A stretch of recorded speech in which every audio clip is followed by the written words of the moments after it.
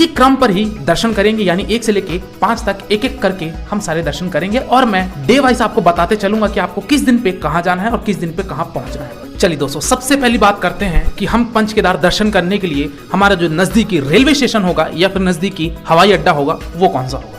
दोस्तों, आप जिस भी शहर से या जिस भी राज्य से आ रहे हैं तो जो नजदीकी रेलवे स्टेशन है वो है आपका हरिद्वार या फिर ऋषिकेश या फिर देहरादून। लेकिन मैं ये आपको रिकमेंड करूंगा कि आप हरिद्वार उतरिए, क्योंकि आपको हरिद्वार से जो ट्रांसपोर्टेशन की फैसिलिटी है वो बहुत ज्यादा मिल जाती है। और अगर आपका ऑप्शन फ्लाइट है तो जो नियरेस्ट एयरपोर्ट है वो है आपका देहरादून का। तो दोस्तों, आप हरिद्वार या फिर देहरादून पहुंचिए तो पंच केदार में जो पहला मंदिर है वो है केदारनाथ का। और केदारनाथ जाने के लिए मैंने ऑलरेडी एक कंप्लीट वीडियो बना के रखी है, तो उस वीडियो को आप देख लीजिएगा। इस 20 मिनट की वीडियो में मेरे ख्याल से आपको केदारनाथ का पूरा कॉन्सेप्ट क्लियर हो जाएगा कि हमको वो यात्रा आखिर करनी कैसी है। लेकिन अभी मैं यहाँ पे एक शॉर्ट में आपको डिस्क्राइब कर देता हूं कि आपको केदारनाथ कैसे पहुंचना है। दोस्तों, हरिद्वार रेलवे स्टेशन के बाहर आपको ढेर सारे एजेंट मिल जाएंगे और वहीं पे बना हुआ है एक बस स्टैंड। दोस्तों, बस स्टैंड चले जाइए। आपको हरिद्वार से पहले पहुंचना है सोनप्रयाग। सोनप्रयाग वो स्थान है जहां तक आखिरी बस जाती है आपके केदारनाथ दर्शन करने के लिए। तो आप वहां से बस में बैठिए और आप सोनप्रयाग पहुंचिए। ये जो सफर है दोस्तों, ये आपका लगभग 8 से 9 घंटे का ये बस का सफर रहेगा। तो आप बस के माध्यम से केदारनाथ पहुंच सकते हैं। बस के यहाँ पे दोस्तों किराए की बात करूं तो 540 रुपए ये किराया लिया जाता है और आपको सोनप्रयाग ड्रॉप कर दिया जाता है। दोस्तों, 8 से 9 घंटे का सफर करने के बाद आप काफी थक चुके होंगे, तो आप सोनप्रयाग में उस दिन स्टे करिए और अगली सुबह यानी कि डे नंबर 2 पे आप उठिए और वहां से सोनप्रयाग से गौरीकुंड के लिए एक बस जाती है। दोस्तों, गौरीकुंड वो स्थान है जहां से आपको पैदल यात्रा शुरू करनी है केदारनाथ मंदिर के लिए। तो वहां पे आपको किसी भी तरीके की पर्सनल व्हीकल या फिर गवर्नमेंट की बस नहीं जाने दी जाती है, तो आप वहां से जीप या फिर सुमो के द्वारा पहुंचेंगे गौरीकुंड। दोस्तों, ये गौरीकुंड आपका केवल 5 किलोमीटर की दूरी पे बना हुआ है।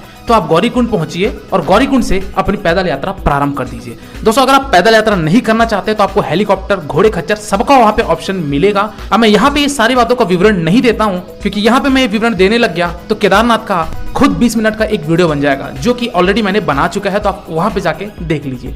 तो आप गौरीकुंड से अपनी पैदल यात्रा शुरू करिए और 16 किलोमीटर की चढ़ाई करिए। केदारनाथ आप शाम तक पहुंच जाएंगे, यानी कि दूसरे दिन आप केदारनाथ मंदिर पहुंच जाएंगे और वहां पे आप रात में दर्शन करिए और वहां पे आप स्टे करिए। अब बात यहाँ पे आती है कि मैं स्टे कहाँ करूं, कैसे मुझे रूम लेना है, ये सारे प्रश्न आपके केदारनाथ वाली वीडियो पे क्लियर हो जाएंगे। इसीलिए मैं आपको ये सजेशन दे रहा हूँ कि आप वो वीडियो जरूर देखिएगा, उसके बाद आप पंच केदार का प्लान बनाइएगा। तो दोस्तों, डे नंबर 2 में आप केदारनाथ जी के दर्शन करके वहां पे अपना स्टे करिए और अगली सुबह होते ही आप वहां से रिटर्न होइए गौरीकुंड के लिए, यानी कि अपनी पैदल यात्रा 16 किलोमीटर की यात्रा वापसी रवानगी ले लीजिए। दोस्तों, गौरीकुंड होते हुए आपको वापस सोनप्रयाग में आ जाना है। तो दोस्तों, आपको तीसरे दिन आप लगभग दोपहर के 12 बजे तक आप पहुंच जाएंगे सोनप्रयाग और सोनप्रयाग में आप अपने सामान उठाइए और आपको निकलना है दूसरे महादेव के मंदिर, यानी कि मदमहेश्वर महादेव का मंदिर। दोस्तों, मदमहेश्वर महादेव के मंदिर हमको पहुंचने के लिए सबसे पहले आप सोनप्रयाग के बस स्टैंड जाइए। सोनप्रयाग से बस में चढ़िए और वहां से आपको आना है उखीमठ। उखीमठ में उतरने के बाद दोस्तों आपको 20 किलोमीटर की और यात्रा करनी है, जो कि एक अलग रूट कटता है वहां से, और वो स्थान का नाम है रांसी।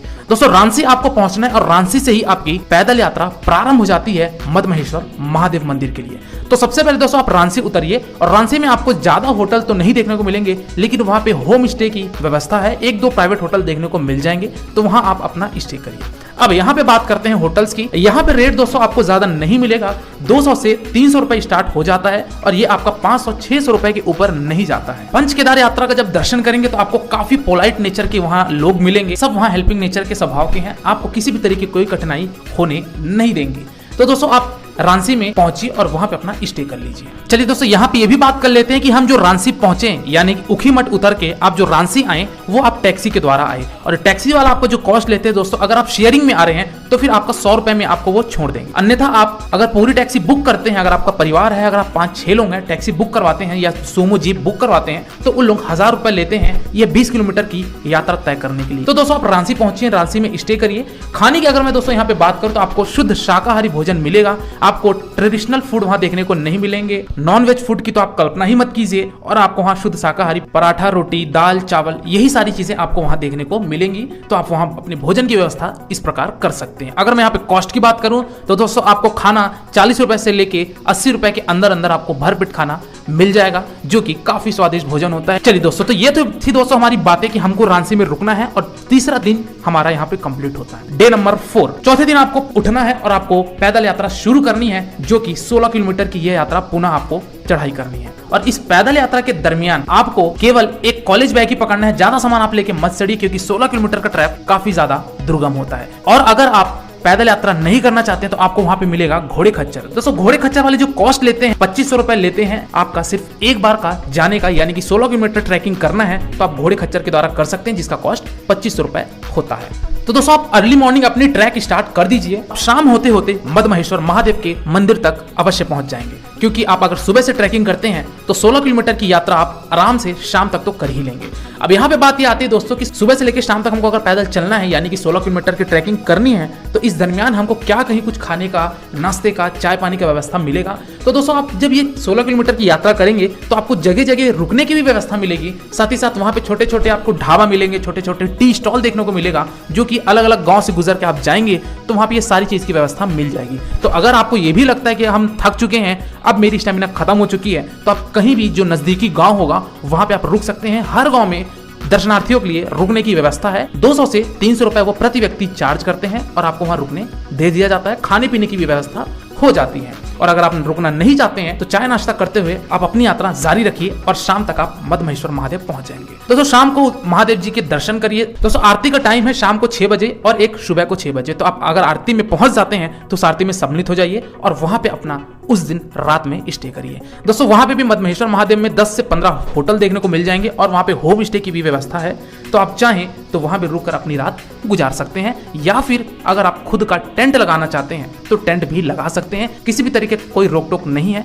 केवल इतना ही हिदायत दूंगा, जहां पे ग्रामीणों का निवास है उसी के आसपास अपना टेंट लगाइए। चलिए दोस्तों अगली बात करते हैं डे नंबर 5। डे नंबर 5 आप मदमहेश्वर महादेव से रिटर्न होइए और वापस आ जाइए रांची होते हुए ऊखीमठ। दोस्तों आपको वापस ऊखीमठ आना है, जहां से आपको बस पकड़नी है और ऊखीमठ से बस पकड़िए और हम चलेंगे तीसरे महादेव के दर्शन करने के लिए, यानी कि तुंगनाथ महादेव मंदिर। दोस्तों तुंगनाथ महादेव मंदिर जाने के लिए सबसे पहले आपको ऊखीमठ से बस पकड़ना है और ऊखीमठ से आपको जाना है दोस्तों चोपता। दोस्तों चोपता वो जगह है जहां से आपको अपनी पैदल यात्रा शुरू कर देनी है और चोपता में ही आप अपना स्टे कर लीजिए। चोपता में भी दोस्तों आपको ढेर सारे होटल देखने को मिल जाएंगे जिनका कॉस्ट 500 रुपए से लेके 1000 रुपए के बीच में होता है। तो आप वहां अपना स्टे करिए और 5वें दिन अपनी रात वहीं गुजारिए और 6वें दिन आप उठिए और तुंगनाथ के ट्रैकिंग करने के लिए प्रस्थान कीजिए। दोस्तों इस तुंगनाथ मंदिर जाने के लिए आपको ट्रैकिंग बहुत ही कम करनी पड़ती है, यानी कि 4 किलोमीटर की यह ट्रैकिंग करनी पड़ती है, जो कि आप आराम से 3 से 4 घंटे में तुंगनाथ पहुंच जाएंगे ट्रैकिंग करते हुए। वहां पे भी आपको ट्रैकिंग करने के दरमियान आपको वहां पे टी स्टॉल ढाबे देखने को मिलेंगे। आप वहां तुंगनाथ पहुंचिए, महादेव जी के दर्शन करिए, वहां का नेचर, वहां की प्राकृतिक वादियों का लुफ्त उठाइए, जो कि एक काफी अच्छा सौंदर्य देखने को आपको मिलेगा और वापस आप आ जाइए चोपता। दोस्तों कुछ टूरिस्ट चोपता में भी स्टे करते हैं क्योंकि चोपता खुद एक पर्यटन स्थल है, लेकिन यहाँ पे मैं सिर्फ पंच केदार की बात कर रहा हूँ। चोपता की वीडियो आने वाले समय पे मैं जरूर ला दूंगा, ताकि आप चोपता का अगर प्लान करना चाहते हैं, पर्टिकुलर एक दिन वहां स्टे करना चाहते हैं, तो आप चोपता भी आसानी से कर लें। दोस्तों यहाँ पे एक बात कर लेते हैं कि इस यात्रा के दरमियान हमको मोबाइल टावर क्या मिलेगा या नहीं मिलेगा। दोस्तों देखिए मोबाइल टावर हमेशा आपके साथ लुका छुपी खेलते रहेगी, क्योंकि कहीं पे आएगा कहीं पे नहीं आएगा। लेकिन ये कहूंगा कि जब भी आप ट्रैकिंग करेंगे तो वहां पे आपको मोबाइल टावर मिलने की संभावनाएं बहुत ही कम हो जाती है, क्योंकि आप धीरे धीरे ऊंचाइयों पे चढ़ते रहते हैं, जिससे मोबाइल टावर और भी लुका छुपी आपके साथ खेलना शुरू कर देता है।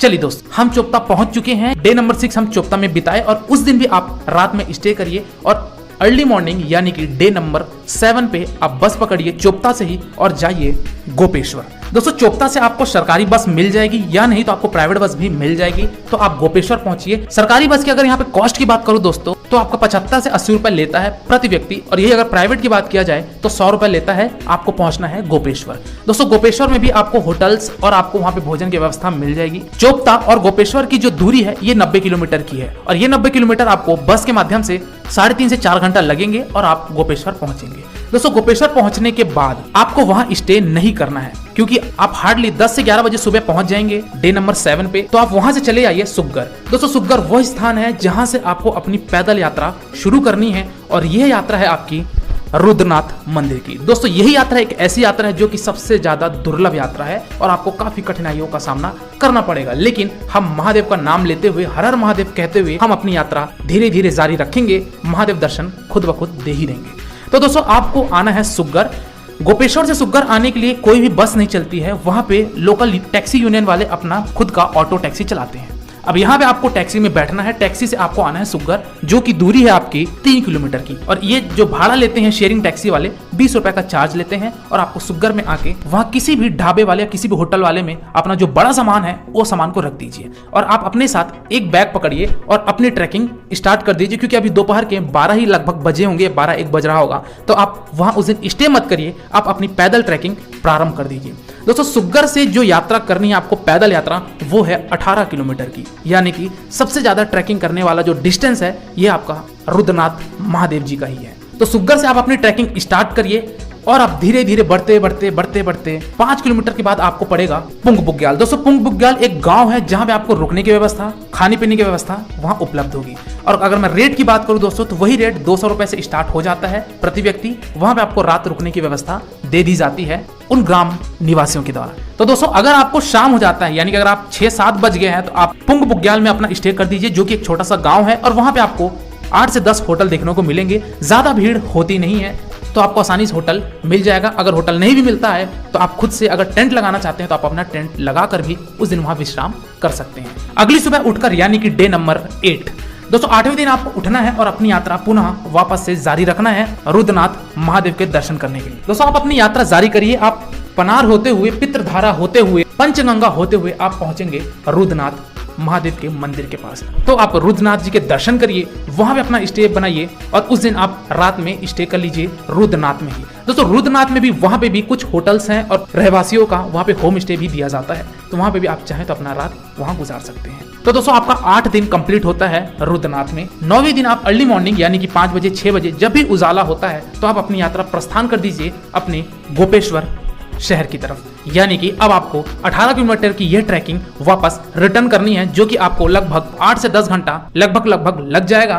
तो आप उस दिन अपनी वापसी कीजिए और आप गोपेश्वर में आके अपना स्टे करिए।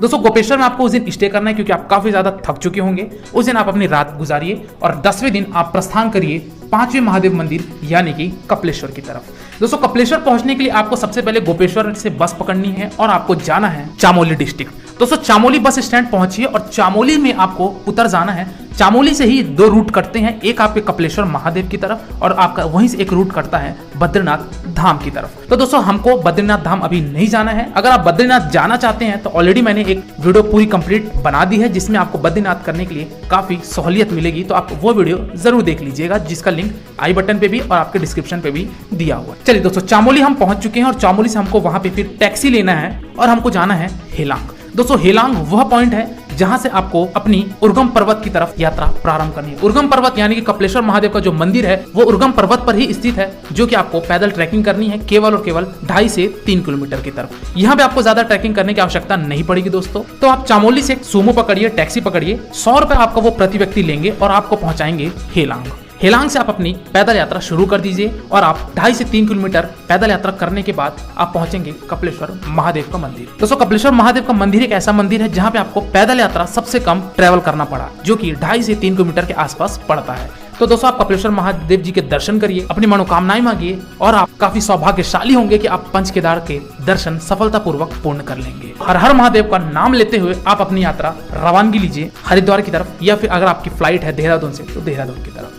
तो दोस्तों यह मैंने आपका 10 से 11 दिन का एक आइटनरी बताया, जिसमें आपको शारीरिक कठिनाई भी नहीं होगा और साथ ही साथ आपका एक अच्छी तरीके से भली भांति पूरा ट्रिप कंप्लीट हो जाएगा। तो दोस्तों ये तो था पंच केदार का हमको यात्रा कैसे करना है, कैसे हमको रूट तैयार करना है और कैसे हमको डे वाइज प्लानिंग करनी है और दर्शन करते चलना है। अब यहाँ पे बात आती है, मुख्य बात वो है आपकी कि अगर आप पर्सनल गाड़ी से आ रहे हैं तो ये सारी यात्रा हो पाएगी या नहीं हो पाएगी।